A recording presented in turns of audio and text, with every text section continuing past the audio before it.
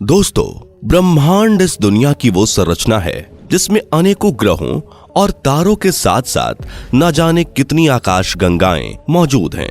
वैसे तो आज के नए जमाने में विज्ञान ने काफी ज्यादा तरक्की कर ली है, लेकिन अभी तक ऐसी किसी भी वैज्ञानिक तकनीक का निर्माण नहीं हो पाया है जो कि ये पता लगा सके कि हम जिस ब्रह्मांड में रहते हैं उसका फैलाव कितना है। हमारे वैज्ञानिक आज भी इस ब्रह्मांड में मौजूद कई रहस्यों को सुलझाने की कोशिश कर रहे हैं, जैसे कि सूर्य, मंगल आदि जैसे कई ग्रहों के बारे में लगातार खोजें की जा रही हैं। और दोस्तों, इन्हीं में से दो नाम मल्टीवर्स और पैरेलल यूनिवर्स काफी ज्यादा चर्चा का विषय बने हुए हैं। इसके अलावा दोस्तों, आजकल तो एवेंजर्स जैसी कई हॉलीवुड मूवीज भी बनाई जा चुकी हैं, जिसमें इनके बारे में विस्तार से बताया गया है। ऐसा कहा जाता है कि हमारी सृष्टि में एक नहीं बल्कि कई सारे ब्रह्मांड मौजूद हैं, जिन्हें मल्टीवर्स यानी अनंत ब्रह्मांड के नाम से जाना जाता है।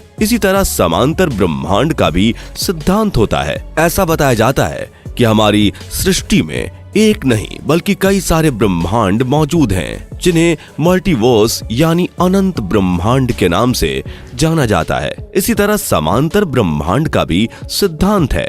ऐसा बताया जाता है कि हमारी इस सृष्टि में हमारे ब्रह्मांड के जैसे ही कई छोटे छोटे ब्रह्मांड मौजूद हैं, जिन्हें पैरेलल यूनिवर्स के नाम से जाना जाता है। दोस्तों, आज से 100 साल पहले कोई भी वैज्ञानिक इस बात की कल्पना भी नहीं कर सकता था, लेकिन आज विज्ञान के नए दौर में कई वैज्ञानिक मल्टीवर्स और पैरेलल यूनिवर्स के बारे में खोज करते जा रहे हैं और इसे सच साबित करने की कोशिश भी कर रहे हैं।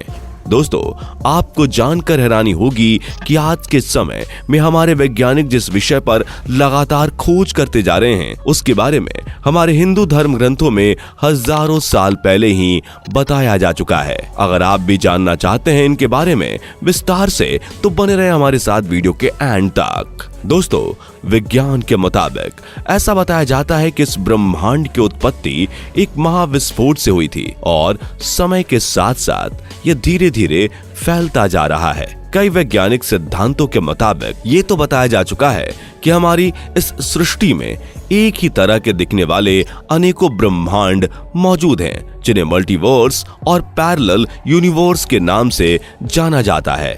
इसके अलावा वैज्ञानिकों की ये बात बहुत से एक्सपेरिमेंट्स में साबित की जा चुकी है और इसी के साथ साथ यह वैज्ञानिक सिद्धांत हमारे हिंदू धर्म ग्रंथों में भी हजारों साल पहले विस्तार से बताए गए हैं। दोस्तों, आज से 100 सालों पहले वैज्ञानिक तकनीक इतनी ज्यादा विकसित नहीं हुई थी, जिस वजह से हमारे ग्रंथों में लिखी गई बात को सच न मानकर एक कल्पना बताया जाता था। ऐसा कहा जाता था कि इस सृष्टि में केवल एक ही ब्रह्मांड हो सकता है और यहाँ किसी दूसरे ब्रह्मांड का होना संभव ही नहीं है। लेकिन आज के नए जमाने में हुई अनेकों वैज्ञानिक खोजों से लोग ये बात सच मानने लगे हैं। दोस्तों, अब बात करते हैं उस पौराणिक कथा के बारे में जिसमें मल्टीवर्स यानी अनंत ब्रह्मांड का जिक्र किया गया है।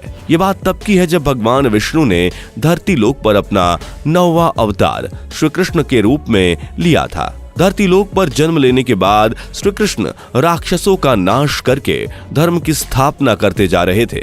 उनके अंदर एक ऐसी शक्ति थी जिससे कोई भी ये नहीं पहचान पा रहा था कि वे स्वयं भगवान विष्णु के ही अवतार हैं। जब ब्रह्मांड के रचयिता भगवान ब्रह्मा को इस बात का पता चला तो उन्होंने अपनी इंद्रियों के जरिए श्री कृष्ण के बारे में अच्छी तरह से जानने की कोशिश की। ब्रह्मा जी ने अपनी इंद्रियों के जरिए श्री कृष्ण के बारे में ऐसा महसूस किया कि वो भगवान नहीं है बल्कि कोई इंसान है जो कि भगवान होने का दावा कर रहा है। इसके बाद ब्रह्मा जी श्री कृष्ण के बारे में और ज्यादा जानने के लिए धरती लोक पर आए।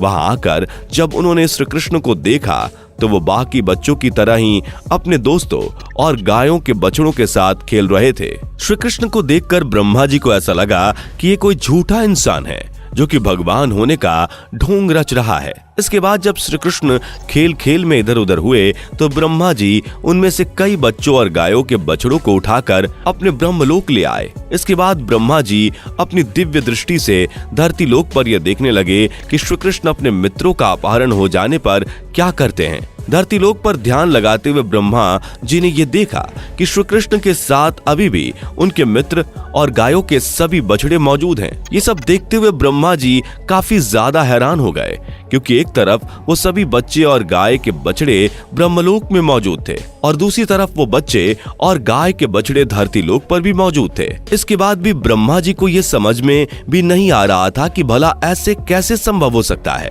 और एक ही चीज दो जगह कैसे मौजूद हो सकती है। फिर ब्रह्मा जी अपने सभी सवालों के जवाब जानने के लिए धरती लोक पर आए और उन्होंने श्री कृष्ण से माफी मांगते हुए कहा कि आपकी ये लीला मेरी समझ से परे है, कृपया आप ही मुझे बताएं कि एक ही चीज दो जगह पर कैसे मौजूद रह सकती है। ब्रह्मा जी को जवाब देते हुए श्री कृष्ण ने कहा कि मैं भगवान विष्णु का ही रूप हूँ और मैं इस सृष्टि के अंदर मौजूद हर एक कण कण में समाहित हूँ। इसी के साथ साथ श्री कृष्ण ने ब्रह्मा जी को ये बताया कि आपने जिन बच्चों और गायों के बछड़ों का अपहरण किया था वो सब मेरे ही रूप हैं और आपने जिन गायों के बछड़ों और बच्चों को वापस धरती लोक पर देखा वो भी मेरे ही रूप हैं। जब श्री कृष्ण की इन बातों को सुनने के बावजूद भी ब्रह्मा जी उन्हें समझ नहीं पा रहे थे, तो श्री कृष्ण ने ब्रह्मा जी के सामने हजारों ब्रह्मा जी प्रकट कर दिए। इनमें से कुछ ब्रह्मा जी के धड़ पर 1000 सिर थे, कुछ ब्रह्मा जी के धड़ पर 100 सिर थे और कुछ ब्रह्मा जी के धड़ पर 10 सिर थे, जबकि हमारे ब्रह्मा जी के